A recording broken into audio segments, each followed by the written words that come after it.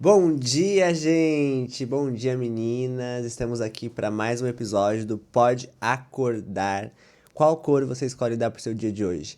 Nós escolhemos amarelo, que é uma cor de prosperidade, uma cor de alegria, uma cor alto astral, uma cor solar. E podemos perceber aqui que o cenário está diferente hoje nessa abertura. Estou só eu? Estou sozinho? Não estou. Estou aqui com minha sócia Dá, que está do outro lado da mesa. Olá, bom dia, bora acordar. Todo dia amarelo hoje, né? Amarelo também vejo como uma cor de sabedoria, né? Então, a nossa palavrinha de hoje, para iniciar bem a semana, é a seguinte, ó. Nem tudo que você pensa pode ser dito. E isso não é falta de sinceridade, é sabedoria. Sabe por quê, Leozinho, que eu falei isso? Achei essa frase, assim, bem a ver. Passei por uma situação semana passada que às vezes a gente quer falar as verdades, assim, e depois você diz, não era necessário, só ganhei estresse com isso. Então, vamos lembrar disso, ó. Nem tudo que você pensa pode ser dito. E isso não é falta de sinceridade. Você não precisa ser sempre sincero. Isso é sabedoria. E a gente aprende isso com o longo do tempo, né? Exatamente. Ou situações vividas. E estamos aqui hoje numa situação diferente. O convidado do episódio... Quem é? Ela me inventa cada coisa. O convidado entrevistado sou eu. Ela queria porque queria abrir outubro, que é o meu mês de aniversário, daqui dia 9. Esse episódio vai ao ar no dia 4 de outubro, então hoje é dia 4. E o meu aniversário é dia 9, ela gostaria de começar outubro me entrevistando. Então eu não sei o que ela vai perguntar. Eu tô aqui com os meus Donuts Doff, ó, os patrocinadores do episódio. E estou aqui com o meu...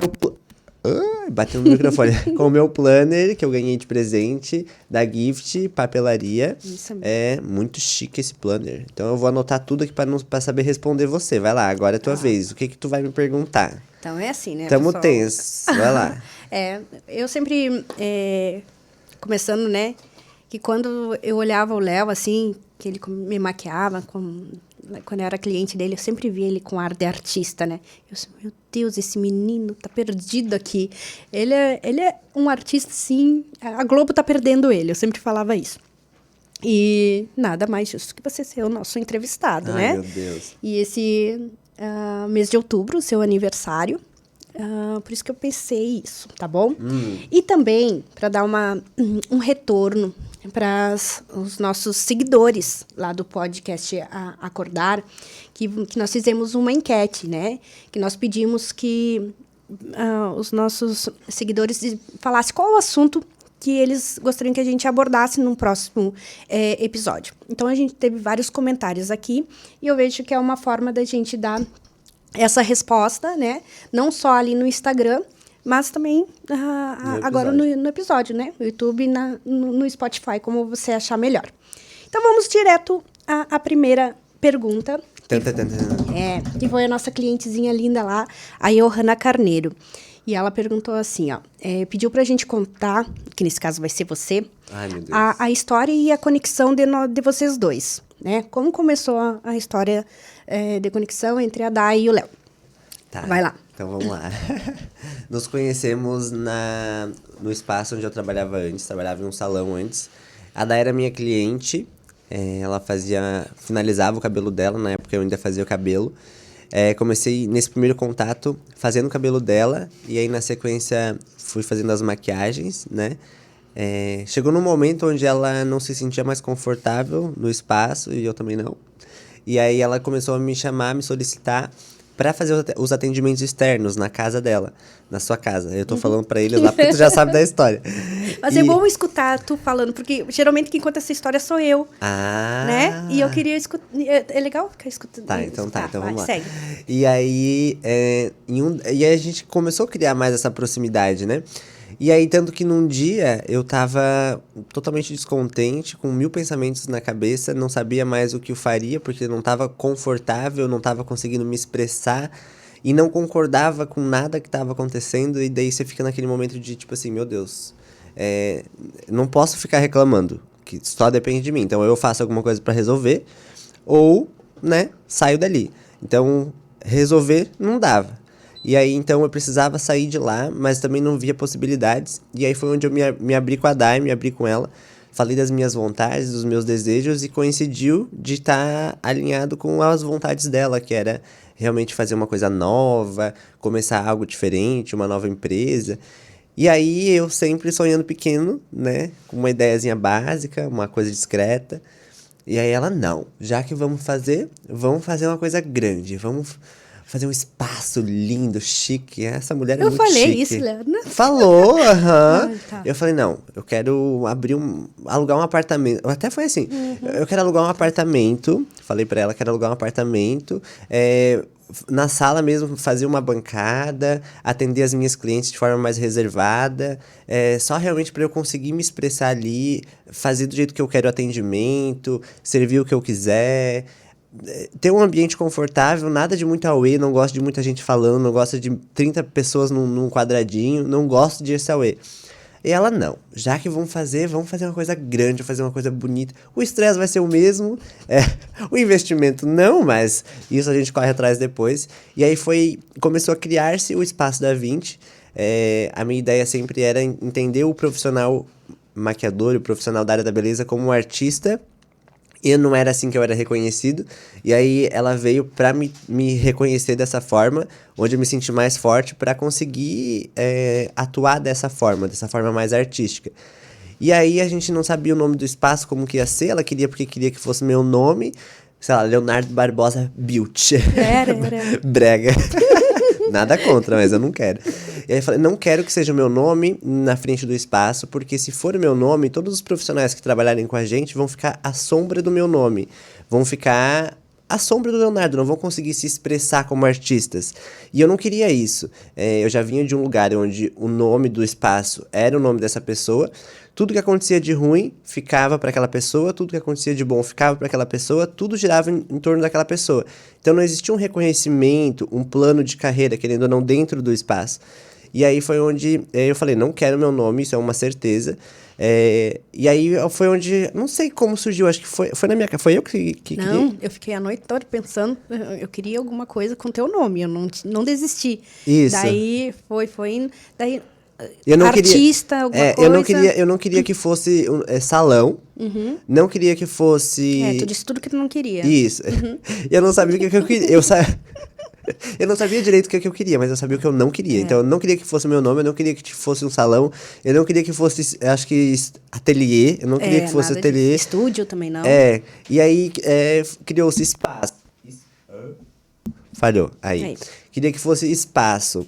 E aí o Leonardo ficou implícito, porque era no ano de 500 anos da morte de Leonardo da Vinci. E aí ficou o espaço do Leonardo, não, espaço da Vinci, o Leonardo ficou ali escondidinho. E aí veio essa ideia do artista, tudo dentro da ideia do nome. Acabou que juntou uma coisa com a outra. No começo eu fiquei assim, meio com o nome. Mas agora já pegou, né? Sim, porque maior artista do que o próprio, né? Leonardo da Vinci, que foi uma expressão de todas as artes junto nele, né? Daí agora até me lembrei do quadro. Do Homem Vitruviano. E aí, daí temos espaço há 3 anos, e quando a gente resolveu inaugurar, acho que eu já te atendi há uns 2 anos. Isso.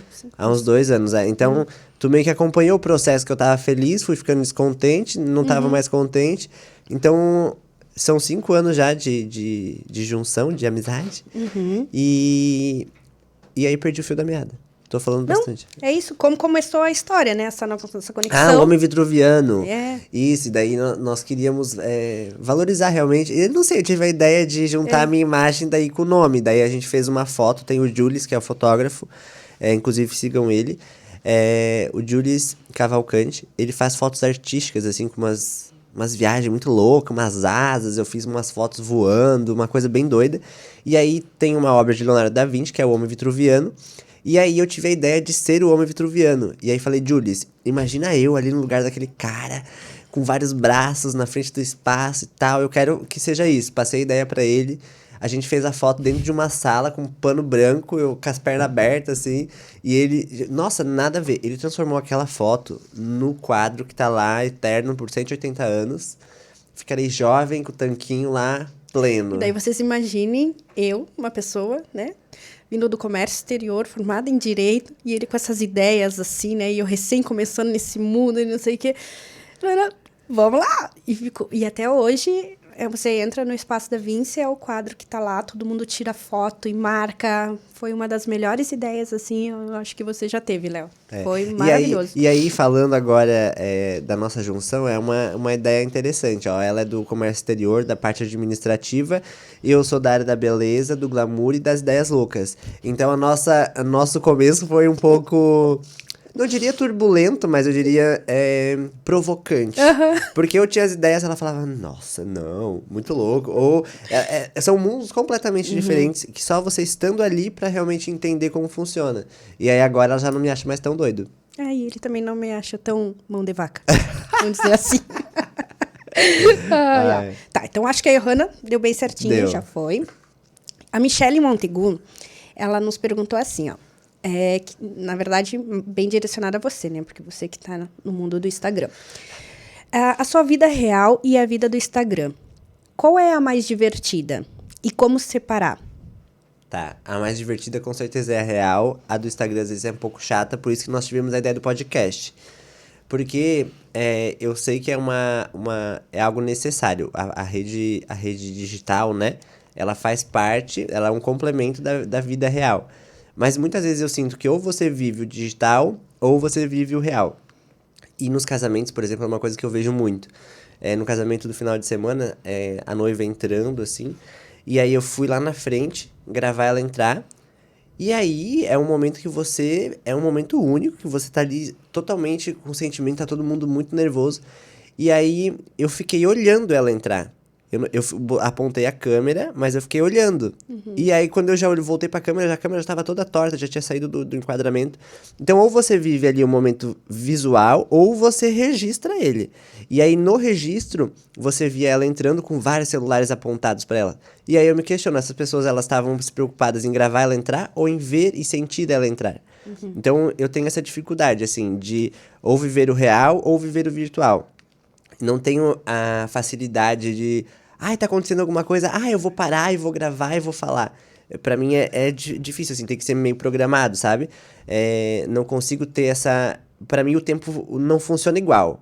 Eu preciso separar as duas coisas. Não é uma coisa só. Pra mim é difícil. Mas eu sei que é necessário, é importante. Então eu preciso me preocupar e preciso fazer.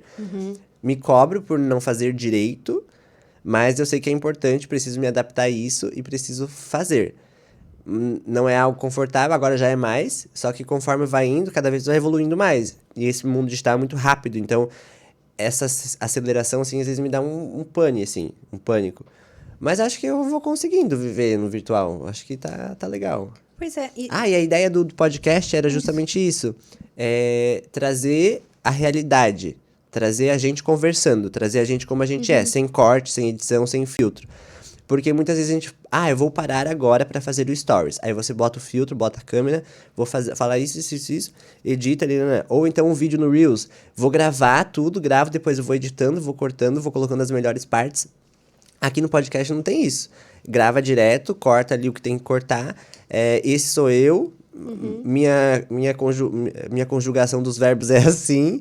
Me preocupo em melhorar com o passar dos episódios, mas é a realidade mesmo. A gente faz umas piadinhas idiotas, assim, sem graça. A gente tá risada. Eu sou assim.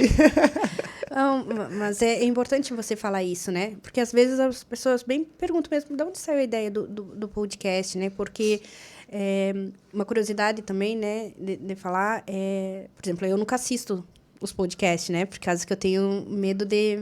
Eu sei que não é o perfeito, a gente não fala... Eu, principalmente, né? Essa parte do...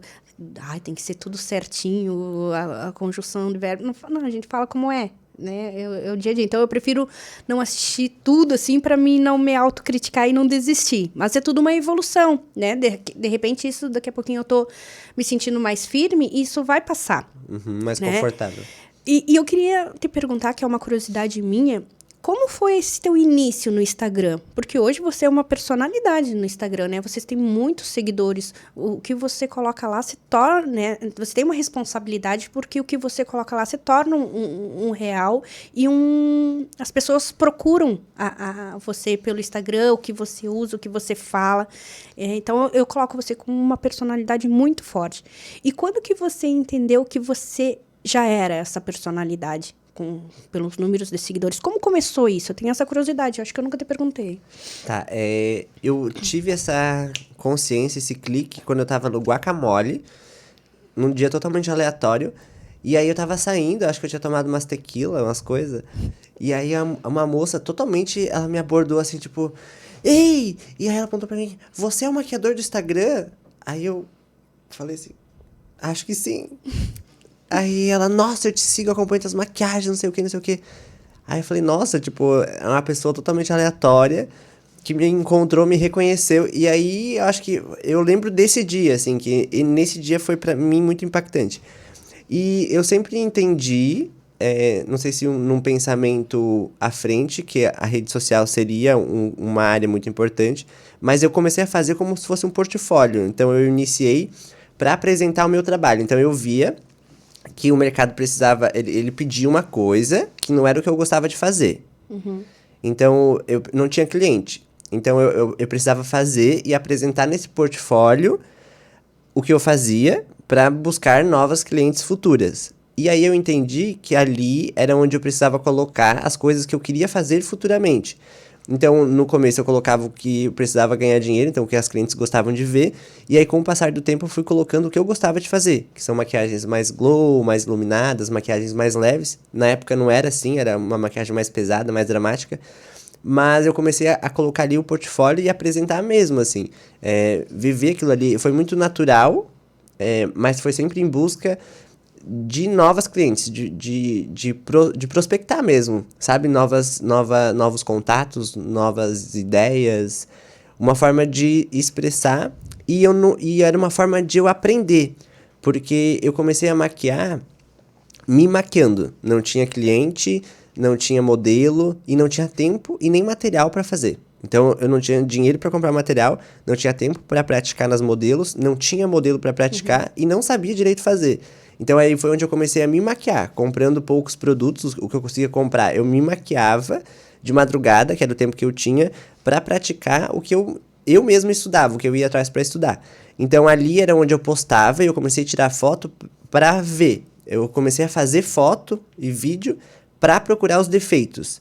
Então era tudo muito rápido. Então fazia foto, clicava vídeo e depois eu ficava analisando. Aqui o cílio está afastado, aqui não está tão preto, aqui está torto, aqui está manchado. E aí eu sempre ficava fazendo foto depois do atendimento de todas as clientes para procurar os defeitos das maquiagens. Para melhorar. Para melhorar, isso. Sempre fui muito autocrítico, então eu fazia as fotos. Capaz. Desculpa, pai. Fazia as fotos dos atendimentos de todas para procurar defeito, porque era muito rápido. Os atendimentos de sábado, às vezes eu tinha que fazer, existia uma pressão assim, você tem que maquiar em meia hora, a próxima cliente tá aí. Então, eu não tinha tempo de fazer perfeito. E aí eu tirava foto para saber o passo a passo que eu precisava encortar, sabe? Eu vou melhorar aqui, vou fazer assim mais rápido, vou colocar esse produto. E aí eu conseguia entender o que eu tava fazendo através das fotos. E aí, quando eu gostava, eu postava. E Léo, o Instagram, ele começou o quê? Quanto tempo tu tá? Eu sempre fui meio atrasadinho, assim. Então, o Facebook, ele começou não sei quando ali, mas acho que depois de uns 4 anos que o Facebook tava, eu entrei no Facebook. Aí, antes disso, era o Orkut, eu acho, né? Sei lá. E aí, o Instagram entrou. Nossa, eu tô aqui em Balneário tem 9 anos. Eu acho que foi depois do 2º ano que eu tava aqui, que eu comecei no Instagram. E nisso já se tornou... Não, eu acho que foi 2, 3 anos. Daí eu comecei a ter mais visibilidade quando eu comecei a fazer algumas personalidades mais influentes. Então, na época, tinha muitas as blogueiras. Então, duas personalidades que me ajudaram muito nesse crescimento foi a Jana Tafarel e a Amanda Domênico. 3, né? E a Manu Deschamps, que são minhas clientes até hoje. E acontecia muito assim, de eu maquiar elas, postar 3.000 seguidores em um dia, 2.000 seguidores em um dia. Então eu fui sempre mantendo alimentando esses seguidores. Por exemplo, a Jana e a Amanda, elas faziam muitos tutoriais e faziam... Então eu sabia que esses seguidores gostavam disso. Então, eu fazia para alimentar esses seguidores que chegavam. E aí, eu sempre fui modelando de acordo com o que eu tinha disponível. Então, esses 30 e poucos mil seguidores, nem sei, acho que é 36 mil, eles vieram por essa construção diária e também por essas personalidades específicas. Então, eram muitos seguidores em uma única vez. E aí, dali de tanto tempo, vinha outras. E aí, aquilo ia crescendo. Quando você maquiou a Romana, veio quantos mesmo? Quando eu maquiei a Romana, foi 4 mil no dia. Uau! Uhum. Eu falei, uau! Muito legal. Não, e eu vejo assim, né, se me permite, eu sempre, de estar convivendo contigo, eu vejo também a forma que você se posiciona no Instagram, o seu carisma, e sei lá, eu acho que é uma luz meio que em volta de você, porque não é só no Instagram, né, quando a gente sai, assim, o pessoal tudo, ele tem a curiosidade de, mesmo sem te conhecer, de querer saber quem você é. Né, um exemplo disso foi quando nós fomos receber o prêmio ali em Itajaí, no Guarani? Guarani. Uhum. Não é. Foi no Guarani, no social. Isso. E daí nós estávamos lá na fila, as pessoas queriam tirar foto com você, nem sabiam o que... De falar, assim, elas não chegavam... sabia mesmo. Olha, eu não sei quem você é, mas você é muito lindo, você tem um carisma muito... Pode tirar uma foto comigo? E outras que achavam que ele, tipo, era uma... Não que não seja, porque né? daí via outro tirando foto. Daí achavam que ele era uma celebridade. Então, assim, ó, ele tinha filas para tirar foto com ele. E as pessoas nem sabiam quem ele era. Eu acho isso tudo muito, assim... É surreal. Mas só você... Eu que acompanho e vejo isso, era eu e o Thiago, né? O esposo do Léo. Nós ficamos assim, deixa lá, vai tirar foto. Mas é muito engraçado. Daí, nisso... Próxima pergunta. E se você fosse convidada para o BBB, você iria? Já pensou sobre? E agora ela tá fazendo uma pergunta capciosa. Uhum. Eu iria, com certeza, e levaria o nome do espaço fortemente. Tenho certeza que seria muito importante pra mim, pra você e pra todo mundo que tá com a gente.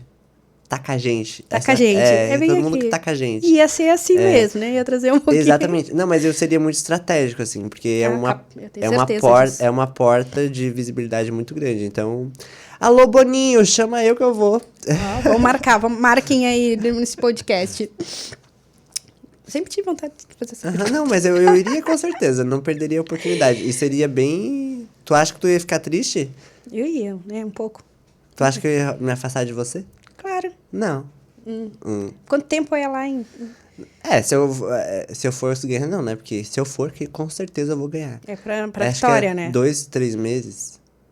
Ai, Jesus amado. Tá bom, vamos pensar nisso depois. Depois que o Boninho entrar em Próxima contato. pergunta. Ó, tá bem encaixado nisso, ó. A Bruna Zanata tá falando os prós e contras de ser sócio do seu amigo. Agora, é pra ti essa pergunta. Não, eu que sou sua amiga, você fala. Prós e contras de ser sócio? Ser meu sócio, mas também ser meu amigo. Que, né, foi uma construção que nós fizemos aí nesses 5 anos. Eu não acho que tem... Eu acho que os prós são que a gente consegue mais intimamente entender o que acontece, né? Pra conseguir resolver os problemas. Os prós, eles acontecem por... Acho que já aconteceram mais. Já foi mais os prós, os contras. Uhum. Que é o fato de você não ter vindo dali, então não saber direito o que acontece, como acontece. E tentar entender com a cabeça de quem tá lá que aquilo que pra ti não é importante ali. Uhum. Então, eu acho que esse foi o que a gente mais teve conflito. Embate, né? Acho que nunca conflitamos, de fato, nunca brigamos.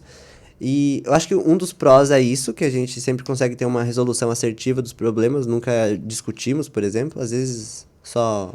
Divergimos. Mas é isso, assim, a gente consegue tendo mais afinidade, consegue resolver melhor. E os contras, eu acho que é só esse, realmente, de ser de uma área muito diferente e muitas vezes não entender o pensamento com a cabeça de quem tá de dentro. Mas que agora já mudou muito. Uhum. Porque, assim, eu sou muito rígida, né? Em algumas coisas, mas tudo é uma evolução, como eu falo, né? A aceitação é o primeiro passo da cura. Não.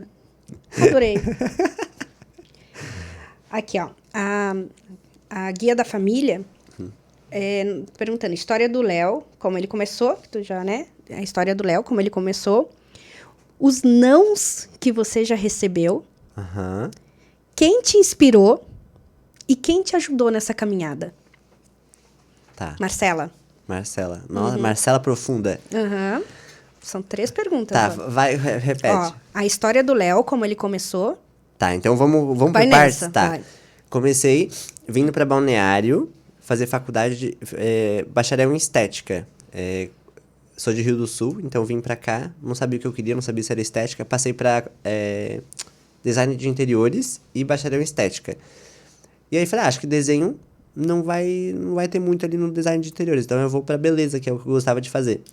E aí, não tinha pensado que eu tinha 17 anos, ninguém ia querer me contratar, porque eu tinha 17, e não tinha experiência, nunca tinha trabalhado. Tava numa cidade, então eu me senti confortável, eu acho, de vir, porque eu tive a bolsa do ProUni. Então eu consegui 100% de bolsa integral, eu não pagava mensalidade.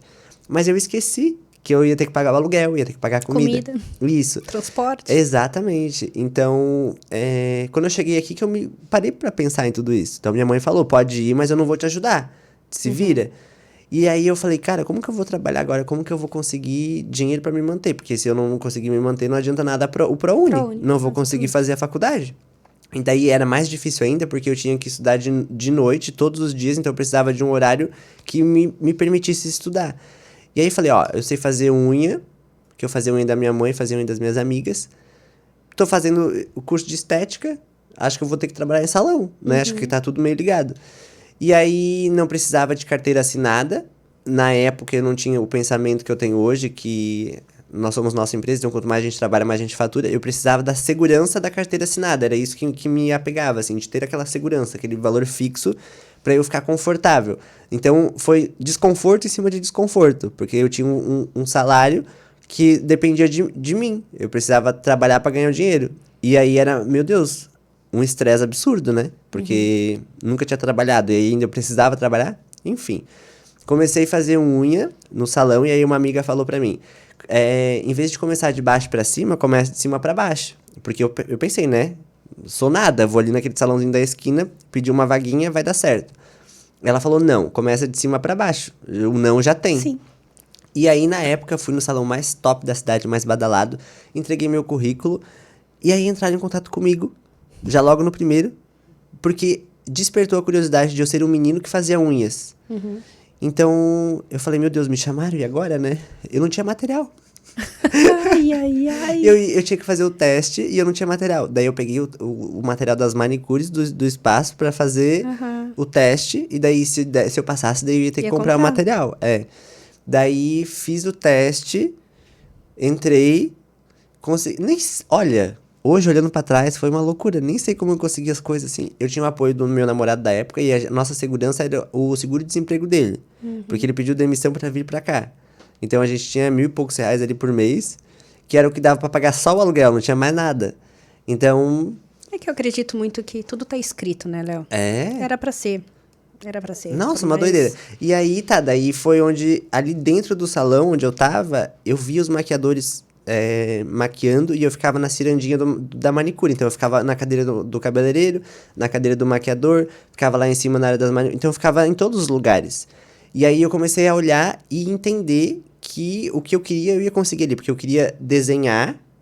Na minha vida eu queria desenhar. Eu sempre gostei de desenhar. Mas precisava de ganhar dinheiro. Então, no maquiador, eu via que ele pintava, desenhava e ganhava dinheiro. E aí foi onde, tipo... Sabe? Veio, parece que, tipo... Despertou? Parece que saiu um pano assim. Eu falei, uau! É maquiador que eu quero ser. Eu sou maquiador. E a partir dali, eu já não prestei mais pra manicure. Daí eu já tava ali insatisfeito. Daí eu já não quero mais estar aqui. Eu quero agora estar lá. Só que daí é um processo, não é da noite pro dia, porque daí precisava de todos os materiais de maquiagem, de todo o conhecimento da maquiagem que eu também não tinha. E aí, trabalhava infeliz, numa depressão, uma tristeza. Mas e como começou esse conhecimento? Você foi essa parte que você foi se autotestando? Isso, porque daí não tinha dinheiro pra comprar nada. Então, curso não Curso tinha. tu nunca fez não também. tinha dinheiro pra comprar curso. Não tinha dinheiro pra comprar curso. Ou eu comprava o produto, ou eu comprava o curso. E aí o curso era só presencial, então eu tinha que pagar o curso e ainda perder o dia e perder tudo e ir. Então, na época, eu lembro que quem me ajudou mais foi a Camila Coelho, no YouTube. E aí eu fui pesquisando livros e fui estudando por mim e fui praticando em mim pra conseguir fazer. Então eu comprei poucos materiais baratos, assim, da época. E eu era muito cara de pau. Eu pedia, inclusive os maquiadores que estão ouvindo agora o podcast, que trabalharam comigo na época, vão lembrar.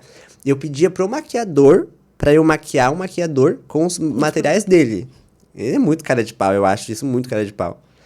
E aí, mas isso me faz ter empatia com os profissionais que iniciam hoje. Então, eu sei, e eu nunca vou esquecer desse processo que eu tive. Muitas pessoas esquecem, né? Então, eu tenho muito vontade de ajudar quem tá começando, porque eu lembro disso, assim. Então, eu tenho muito isso. Sua gratidão e hoje você devolve da mesma forma, foi ajudando assim que eu outras comecei. pessoas. Isso. E agora tem mais uma parte ali, vamos emendar. Os nãos que tu recebeu. Ah, tá. Os nãos que eu recebi. Recebi alguns nãos. Me falaram que precisavam mais de manicure do que de maquiador.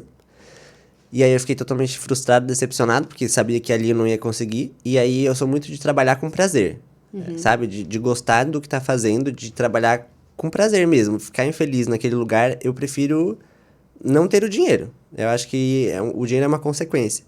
E aí tive uma professora, a Vânia, que tinha uma loja de cosmético, e nessa loja de cosmético tinha a marca Paiô. E aí o representante dela falou que precisava de alguém para trabalhar como representante de vendas, assim, ia nos lugares, testava os produtos, vendia, né? E eu falei, nossa, minha chance, marca Paiô, tipo, sou a pessoa mais importante do mundo, vai. Carteira assinada, uau, sucesso.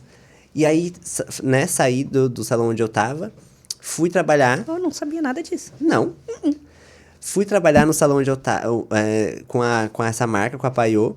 E aí, era carteira assinada. Então, mas o que eu precisava fazer? Eu ia, por exemplo, moro em Balneário. Ia pra Blumenau, ia pra São João Batista, ia pra Floripa, ia pra várias cidades ao redor. Só que eu não tinha carro.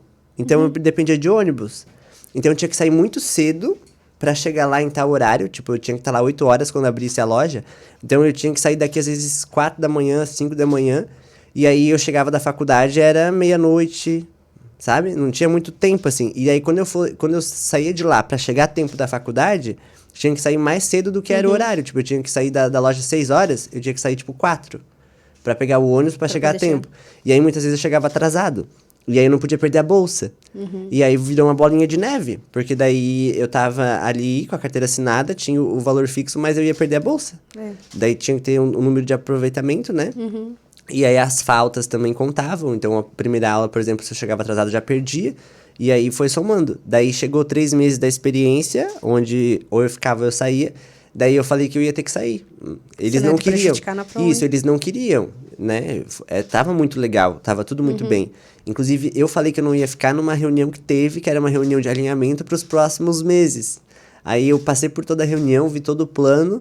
Tipo, todo mundo contando comigo naquela reunião e eu, tipo... São decisões que a gente Aí, no tem final, que tomar. eu falei, vou sair. E aí, nesse meio tempo, os donos do salão onde eu trabalhava antes separaram. Teve uma... Oi? Teve uma divisão ali. E aí, eu fui trabalhar com um dos proprietários que abriu um outro. E aí, ele viu todo aquele meu processo de desenvolvimento antes, de desejo, de vontade, e me deu a oportunidade. E aí, eu falei, agora eu vou no próximo semestre começar a colorimetria, parte de cabelo. E aí ele me deu chance de fazer tudo lá. Cabelo, maquiagem. Então essa foi uma pessoa que esteve ao seu lado que te ajudou. Eu tive primeiro o não, e aí logo depois tive o sim. Que foi bem essa que te ajudou na caminhada. Exatamente. Para fechar a pergunta dela. E aí foram 2 anos e meio ali. E aí eu só saí dali porque mudou de lugar. E aí pra mim, as minhas clientes eram muito de perto ali, porque eu fazia mais cabelo na época. E aí as clientes eram de perto e não foram atrás, porque lá era difícil de estacionar e tal. Então eu saí porque realmente não dava mais. E aí surgiu o outro lugar que eu trabalhei, já logo na seguida.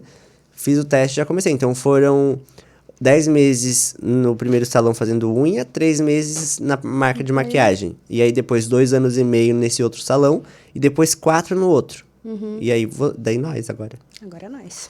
E tu tava falando exatamente ali das perguntinhas, eu fiz algumas também, né? Que eu vejo, então, que esse teu limitador do sono não é de agora, então, né, Léo? Já tô contando essa história que eu nem sabia, já há bastante tempo que tu luta contra essa situação. Nunca gostei de acordar cedo.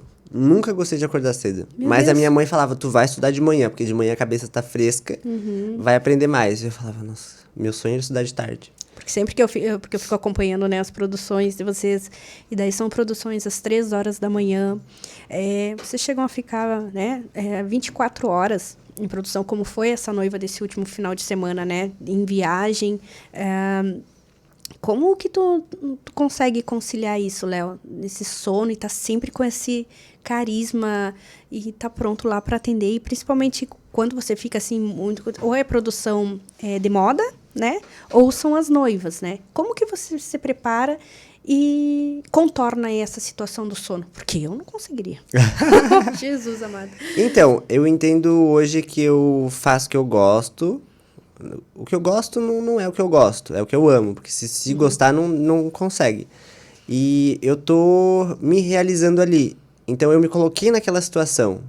Eu que busquei aquele cenário. Então, eu não me sinto no direito de reclamar sobre aquilo. Então, se eu quero alguma coisa, eu preciso fazer acontecer. E aí, para eu fazer acontecer, eu preciso acordar aquele horário. Então, não tem por que eu reclamar. Eu preciso acordar aquele horário. Então, eu preciso ser agora pai de 5. Preciso ser marido, preciso ser seu sócio, preciso ser o líder da galera do espaço, preciso ir pra academia, preciso fazer tudo. Então, às vezes é cansativo, porque eu tenho a mania de querer fazer tudo. E as pessoas acham que eu sou um vampiro. A Brenda diz que eu sou um vampiro, porque eu realmente quase não durmo. Às vezes, quando, tipo, agora ali antes das férias, tava bem cansado mesmo, tava muito cansado. E aí fui dormir bastante nas férias.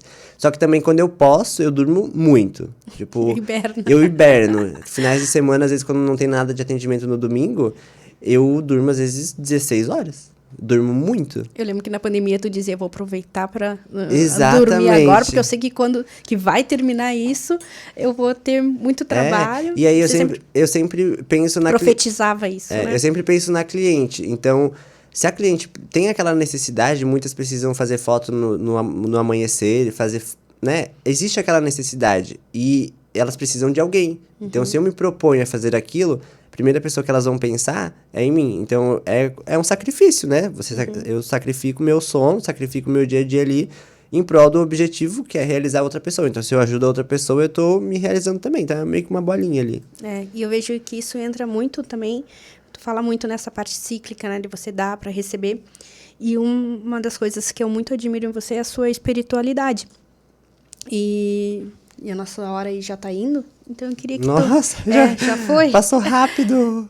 Então, pra gente finalizar, e eu acho que você está muito certo, muito calcado, vou dizer assim, nessa parte da espiritualidade, e eu acho que isso tudo reflete nas demais áreas, né? Então, eu queria que você falasse um pouquinho sobre o Léo e a sua espiritualidade.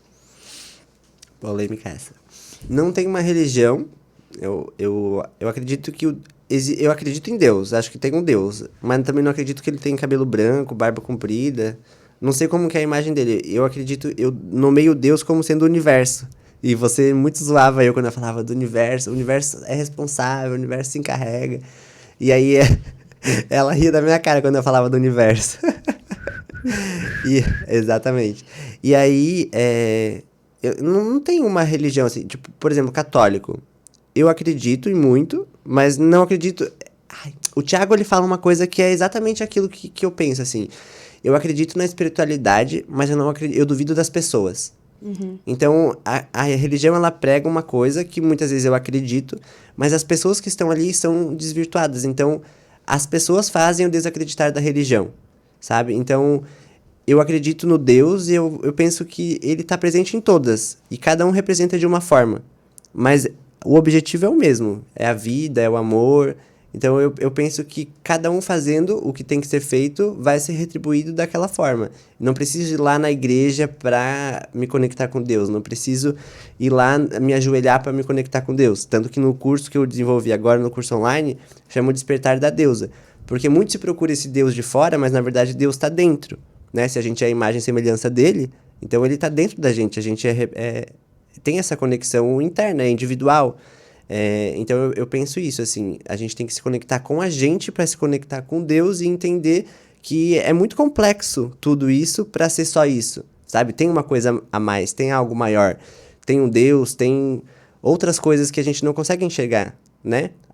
Eu tava falando com o Thiago isso, a Wi-Fi, ela existe, ela tá aqui, que já se conecta ali, mas a gente não vê, né? Se existe o Wi-Fi que a gente tá aqui e colocou, por que não vai ter Deus? Né? Não... É uma viagem minha da minha cabeça, mas eu penso isso, assim. Espiritualidade é entender que existe algo maior e que independe da vontade humana.